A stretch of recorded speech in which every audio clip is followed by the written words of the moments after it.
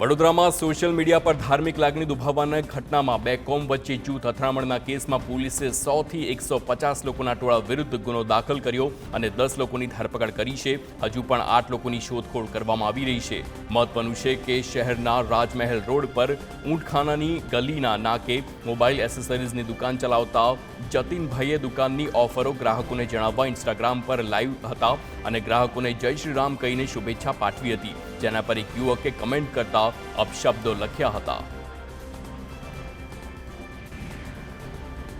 Vadodara Bhajap corporator Kalpesh Patel સામે કોર્ટના આદેશ બાદ પોલીસમાં ફરિયાદ દાખલ કરાઈ. કોર્ટના આદેશ બાદ કલ્પેશ પટેલ સામે પોલીસે ધમકી અને છેતરપિંડીનો ગુનો દાખલ કર્યો છે.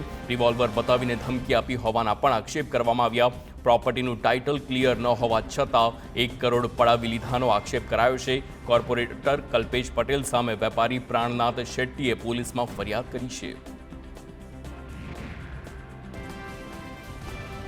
સુરતમાં રમકડા ખરીદવાની સ્કીમમાં 3500થી વધુને ઠગવામાં આવ્યા છે. ઠગ ટોળકીએ ફેસબુક પર રમકડા વેચવાના બહાને છેતરપિંડી આચરી છે અને ₹389માં રમકડાની સ્કીમ આપીને હજારો લોકોને છેતર્યા છે. લોકોની ફરિયાદ બાદ પોલીસે 3 આરોપીઓની ધરપકડ કરી હતી. પોલીસ ફરિયાદ ના થાય તે માટે નાની રકમની છેતરપિંડી કરતા હતા અને દર 2 દિવસે ફેસબુક આઈડી બદલીને ડિલીટ કરી દેતા હતા.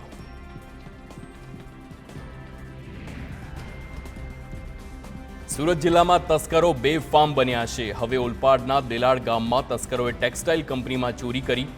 તસ્કરોએ ઓફિસમાંથી ઘૂસીને 90,000 રૂપિયાની ચોરી કરી ફરાર થયા. તો ચોરીની ઘટના સીસીટીવીમાં કેદ થઈ છે.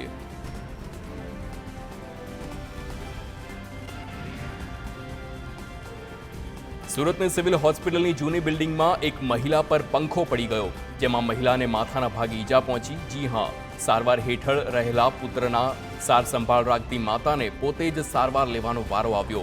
મળતી માહિતી મુજબ બપોરના સમયે મહિલા પોતાના પુત્ર પાસે બેઠી હતી. તે દરમિયાન અચાનક જ પંખો ધરાશાયી થઈને મહિલા પર પડ્યો. જોકે તાત્કાલિક સારવાર કરાતા મોટી દુર્ઘટના ટળી છે. રાજકોટના માધાપર ચોકડી બ્રિજનો સર્વિસ રોડ બંધ થતાં લોકોને પડી રહી છે પારાવાર મુશ્કેલી. 25 સપ્ટેમ્બરે બ્રિજનું લોકાર્પણ થયા બાદ હજુ પણ સર્વિસ રોડ બંધ હોવાથી લોકોને રોંગમાં જવું પડે છે, જેથી અકસ્માતનો ભય પણ રહેશે. ગાંધી સોસાયટીની જમીન સંપાદન ન થઈ હોવાના કારણે 5 મહિનાથી સર્વિસ રોડ બંધ છે. એક જ સ્થળે 3 રસ્તા ભેગા થતા હોવાથી અકસ્માતનો ડર પણ રહેશે અને અનેક વખત અકસ્માત પણ થાય છે.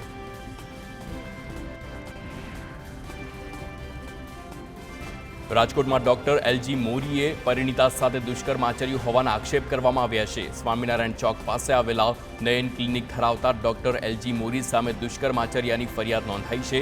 નોકરીની લાલચ આપીને તબીબ 4 વખત દુષ્કર્મ આચર્યું હોવાનો આરોપ છે.